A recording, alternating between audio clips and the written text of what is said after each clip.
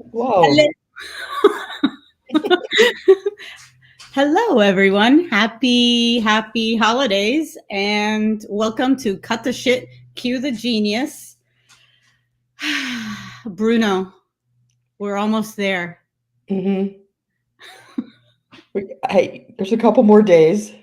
We've got a whole week till the year ends. I know, right? But I think people Oh, are already just, you know, chilling, relaxing, I hope. I'm spent. Yeah, I'm trying sick of, to like get through their last minute what shopping. yeah. I'm reaching the point of no return on shopping. It's like, if I haven't bought it now, you're not getting it.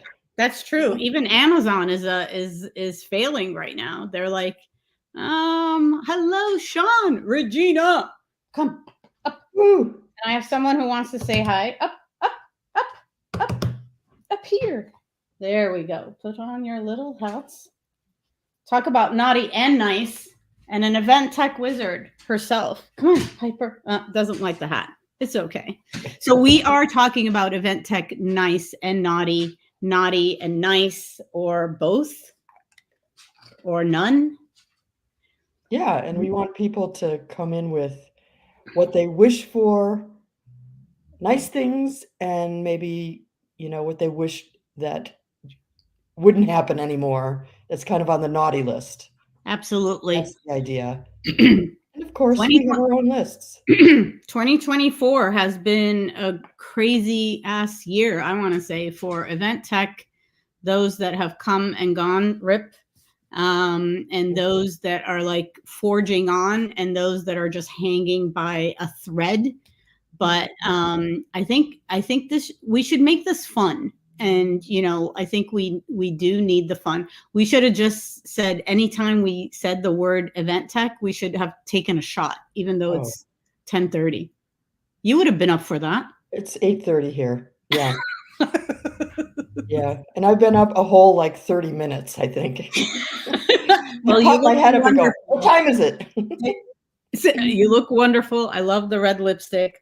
Thank you. Liz Caruso is not with us today. She's taking care of family, but she's with us in spirit. And we got to tell you, we're going to channel Bruno and Liz and myself on this one. So this is going to be a hot topic. We can't do any of this without you guys. So Yeah. we want you to take a breath, and just a Zen moment, and let's talk about your wish list from an event tech perspective for 2024, the naughty list and the nice list. Mhm.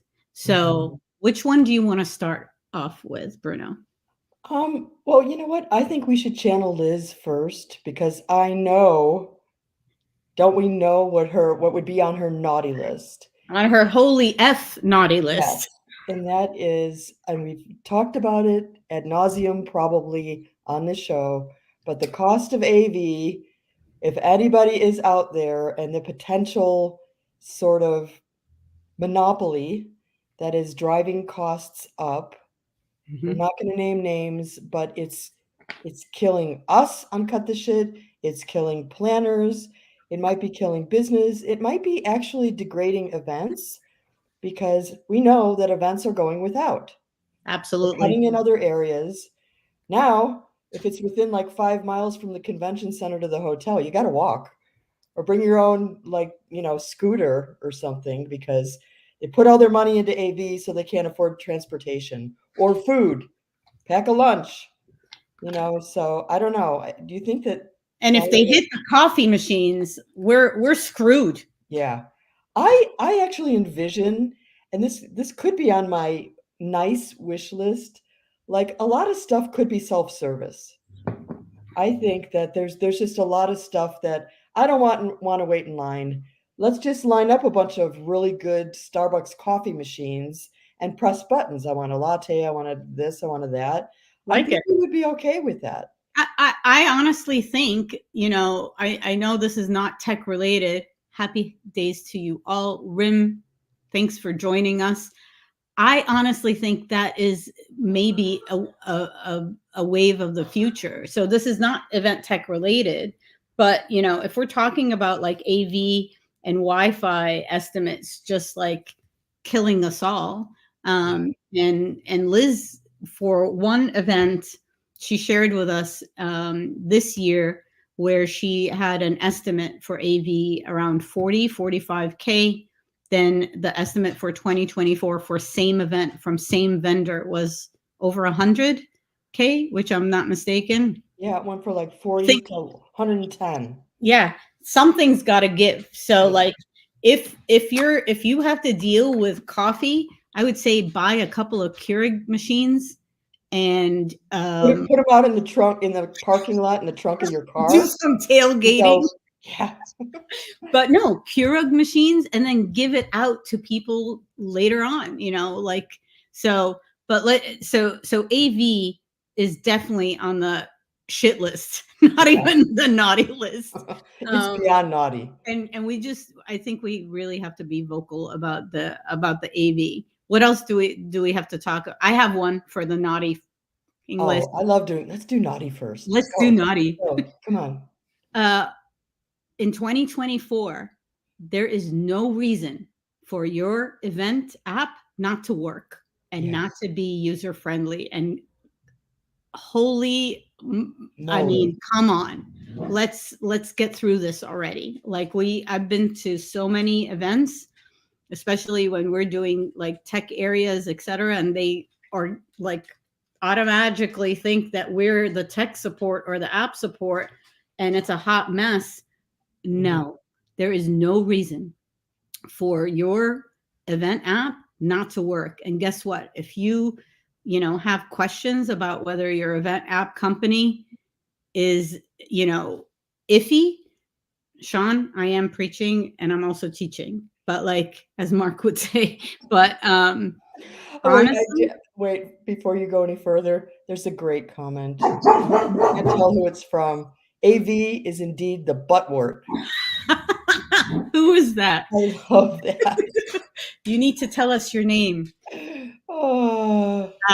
Anyway, yeah. Event app.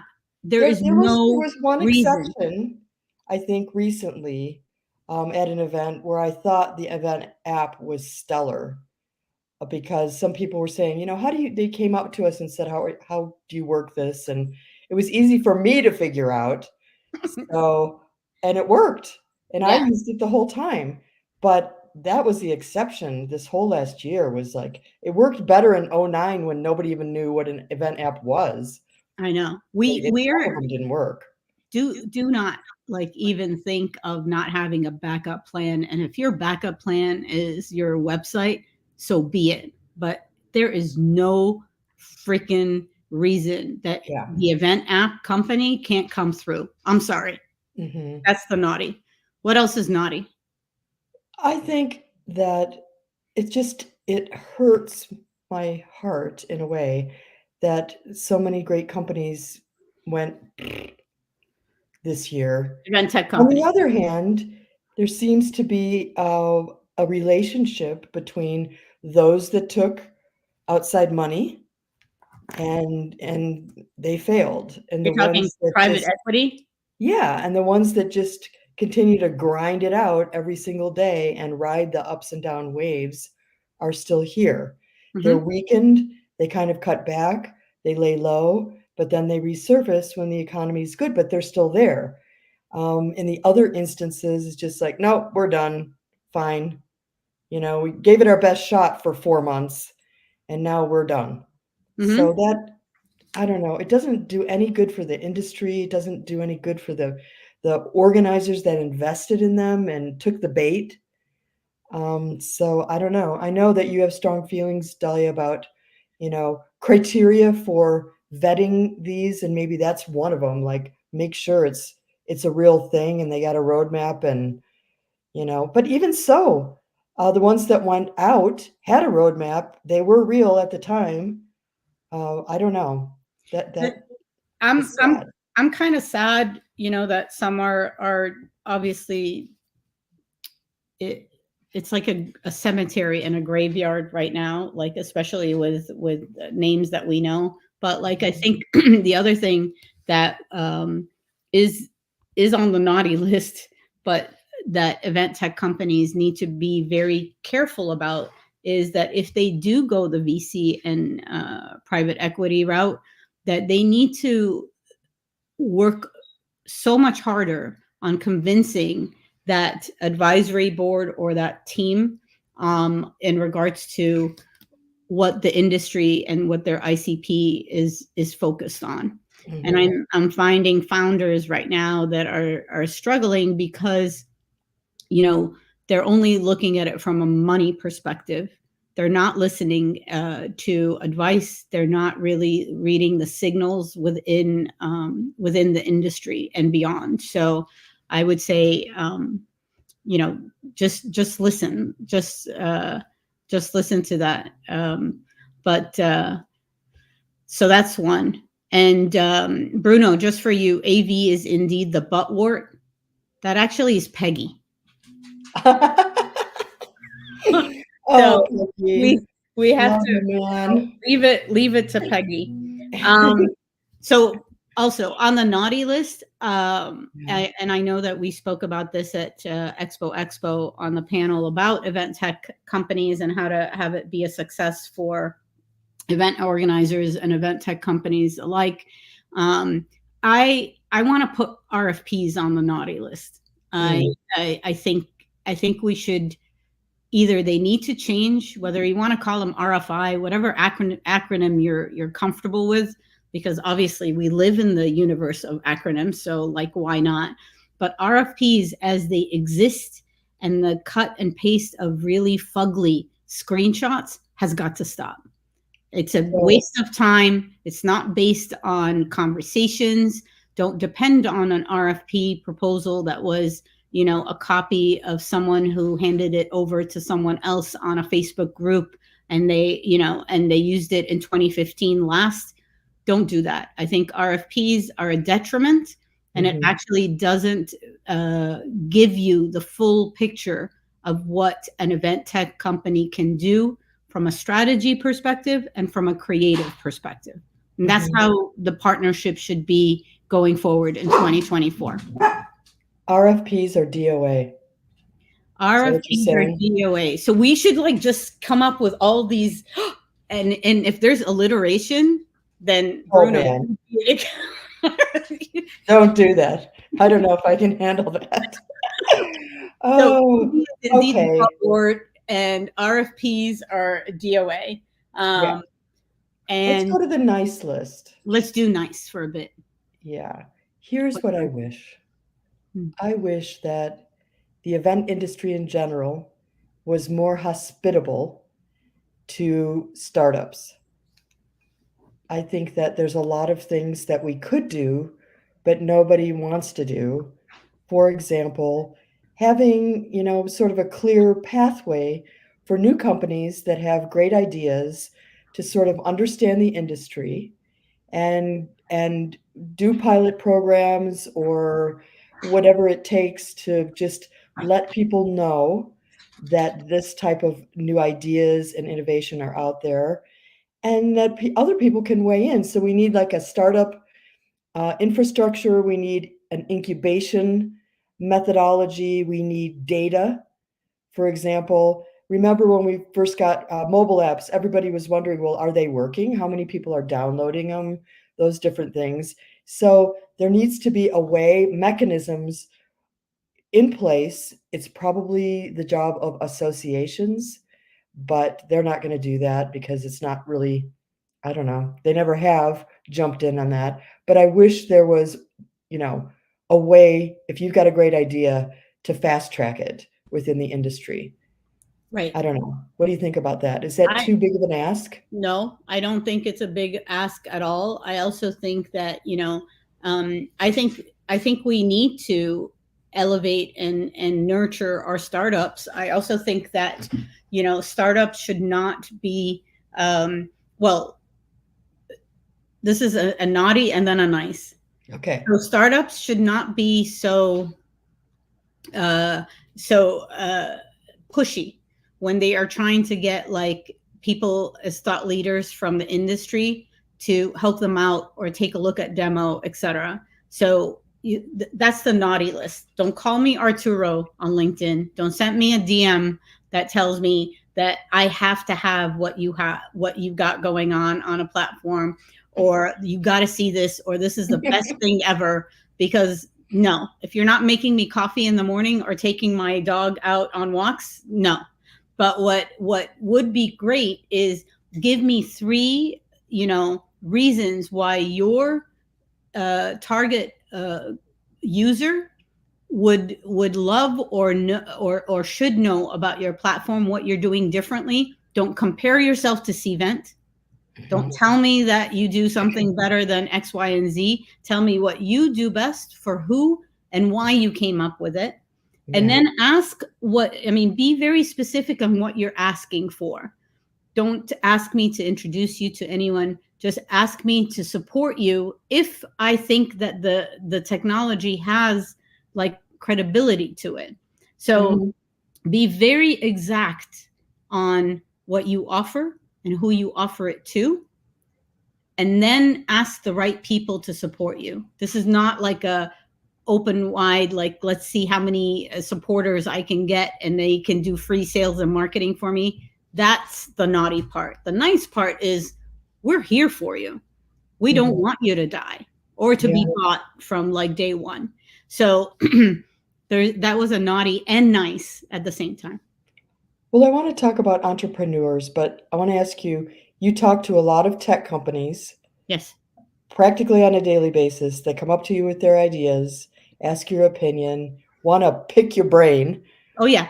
Can you tell right off the bat if it's going to make it? I mean, yeah. is there an attitude, a posture?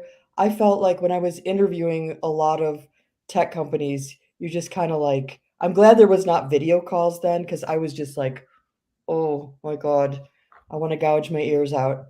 You are so off target. You so do not know this industry. You so are in for a big shock. Do you feel that too?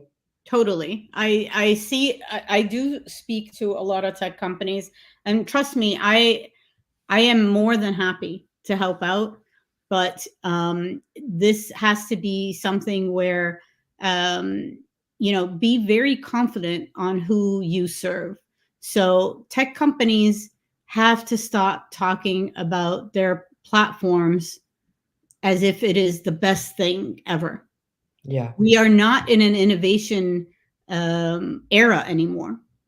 The only innovation that is happening is, does your user innovate with the technology that they have, or can they innovate their events and their design better utilizing your technology? So the innovation is actually doesn't belong to you. Don't say you're innovative. Don't say you're better than sliced bread, or I don't know what that saying is. Don't keep telling yourself that, because it comes across as very arrogant. It comes across as like the industry has never seen something like this before. And oh, honey, we've seen it all. So no. And so the nice part is you will have people that will tell you as it is and won't sugarcoat anything. David is asking where your hat is, Michelle. Where's your hat? I didn't want to, throw shade on Dahlia because I know she was going to be coming in with like, I got a hat. and I was telling Vivian before the show, I have like 20 of them in my basement. When dude, I don't know. I went with the red cashmere and the lip look because I think that is more classy. Yeah. But that's the reason, Dave. So I'm going to say that. What you're talking about is leading into my next nice thing. And I just so respect some of the entrepreneurs, the event tech entrepreneurs that are out there, that we know their background stories. We know they came from nothing with zero money and just great ideas, and they stuck it out and they did the work and they ground it out, and they're doing great now. It finally came in. Like the ship came in for them. We can say Zenas, Panos, man, the guy works like a machine. Yeah. And I think Bob from Event Mobi is another example. We've had him on the show before. I mean, there are people like that. I wish there were more of them, Yeah. you know? Well, so here's the thing. Bob and Panos are, it's not only about, you know, them as entrepreneurs or as leaders within our industry. It's also what kind of energy they give back. So they're very generous with helping others out, or they're very generous in regards to their attention. This is what we have to figure out as an event tech community. What kind of attention are you giving and taking? And I think those that are that come across as, I'm here for you, you know, but yet I have borders kind of thing, but also that they're willing to give that attention, give that, the lessons that they learned, the epic fails that they went through. That's the nice part. That is the most amazing kind of, you know, relationship that you would want. So, you know, like Leanne, for example, the minute I saw her at IMAX, that was an energy mix right there. And so this is what we have to really like tap into, tune into in regards to in regards to our relationships going forward. So, and also don't be afraid to call out the I'm not going to say shitty, but like those that suck the energy out of you. And it happens with event tech companies as well.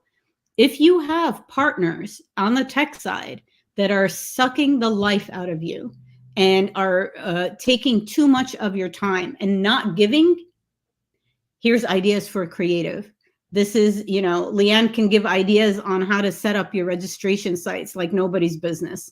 Like here it's ideas how to do better, how to make more money, how to like more efficiencies inside your organization and team. Or like, I got you, you don't have to do this. Don't nickel and dime anymore. This is where tech companies have to shift their position from a tech company to a partner. And so this is a big deal for a lot. And I think, you know, we talk about those that either get bought or like die. This is one part of your strategy as an event tech company that you have to go from naughty to nice in the first quarter of 2024. I want to call out Leanne's really good article on mobile apps. It just brought me back to, you know, when mobile apps were still coming out. And then, you know, the reason that they went to like being container apps is because, you know, Apple said all of a sudden, we're not going to let, you know, event apps exist in the App Store. And I love that article. Thank you, Leanne, for bringing us back. But I want to jump down to the naughty list because you just reminded me of something. Oh boy. I am so tired of having little startup corners in events for event in the shittiest places. I mean, why don't we just have them in the hallway as you enter the bathroom? You know, we'll just cram them Actually, in the there. bathroom would be better. Yeah, we probably get more traffic. It's just like, and at Expo, people, organizers were coming up to us and going, "This is such a great idea. We want to do this for their show." Blah blah blah, and it's like we're at the far corner in the, you know, practically not even in the lobby. We're at the back of the show in the, you know. So, and it's interesting. So people think, okay, you guys are so kick-ass. You're going to be an anchor and you're going to bring traffic to the back. It's not about that. We work our asses off in order for us to, no matter which show we're in, whether there's a corner with, you know, us being part of it as a meet and greet or not, that we want to elevate tech companies, period.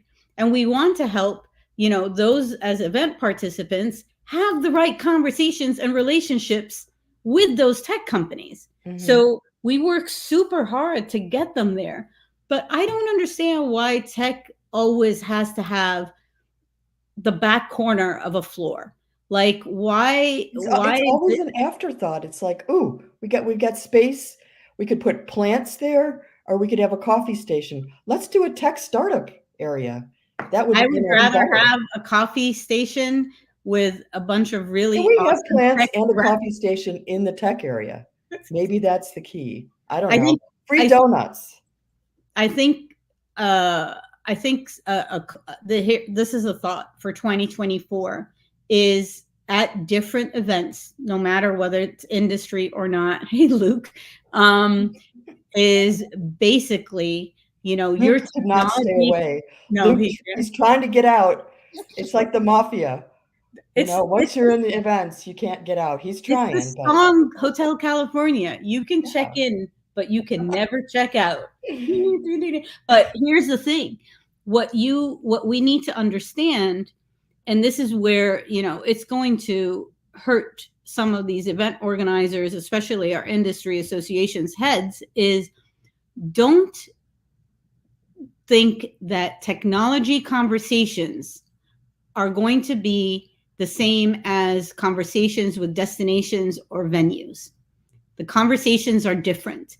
If you have a hosted buyer program already in place, you can't treat a conversation about technology in 7 minutes as you do with the renovations that happened at a hotel and you're trying to negotiate a hotel contract. No, so it's you a complex sale. It's a complex totally sale.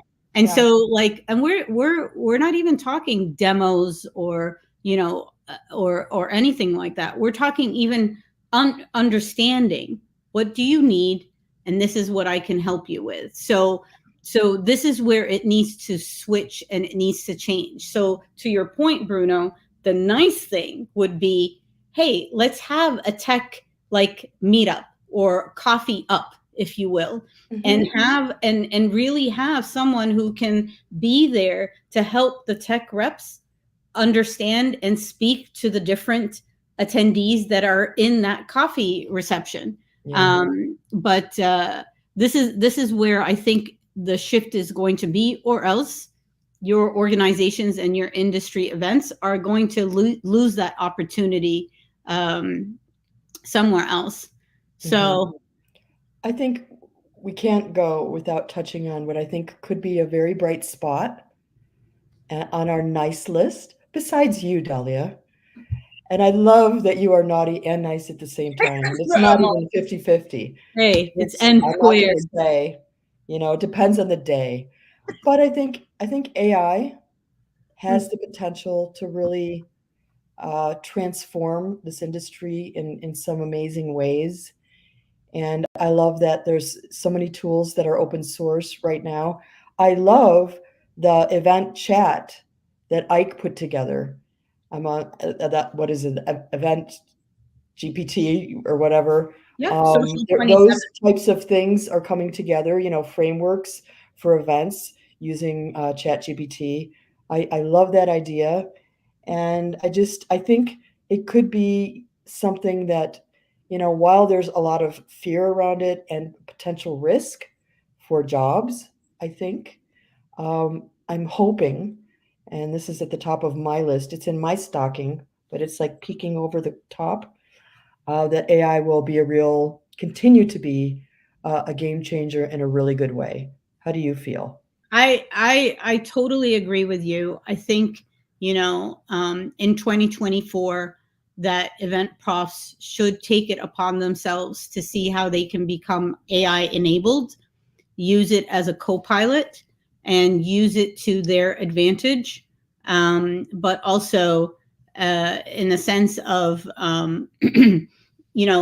it's not to replace, it's to act as your assistant in the superpowers that you already have.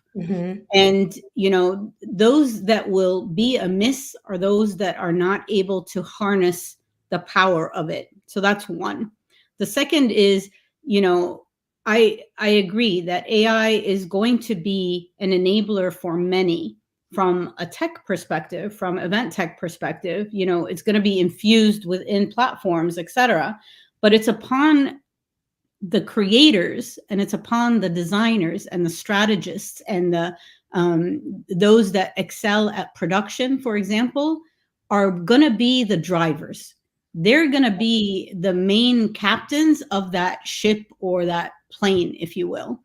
And we're at a point right now in 2024 where we've been hearing about AI in a way where it's like, prompt this, and there's a prompt for that.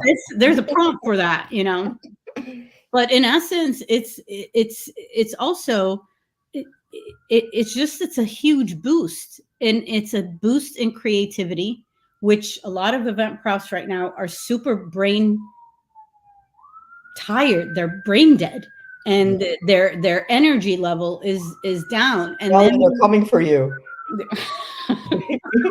Where's your bunker? You better go. the other, I know, right? Taking me to the farm, haha, hee hee.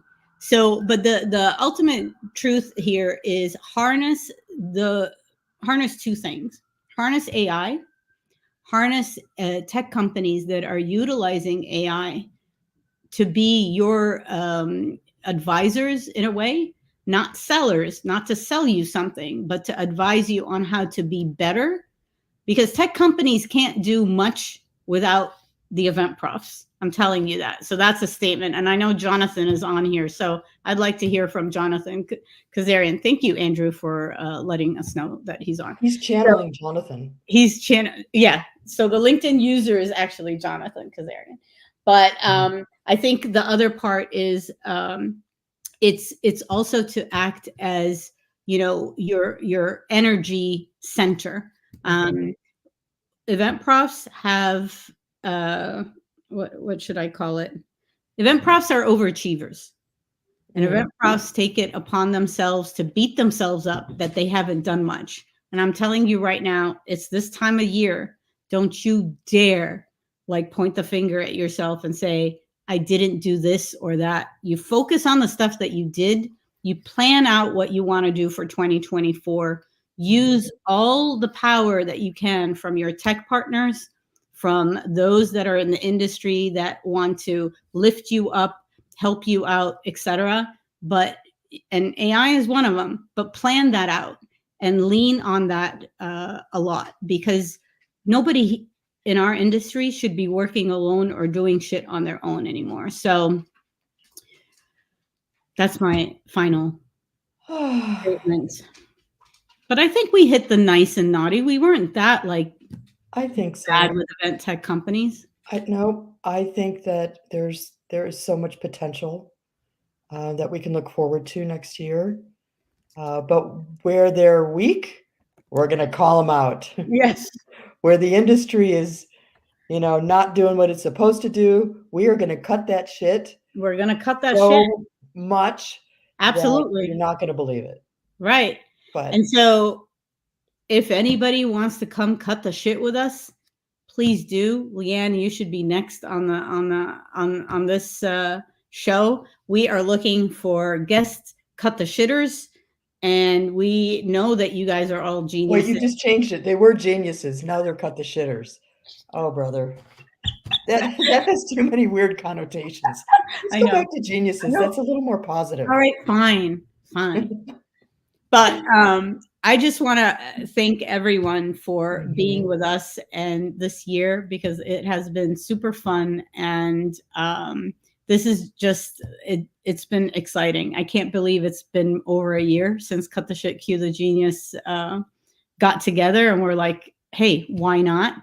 But some of our conversations have truly, truly been inspirational and awesome.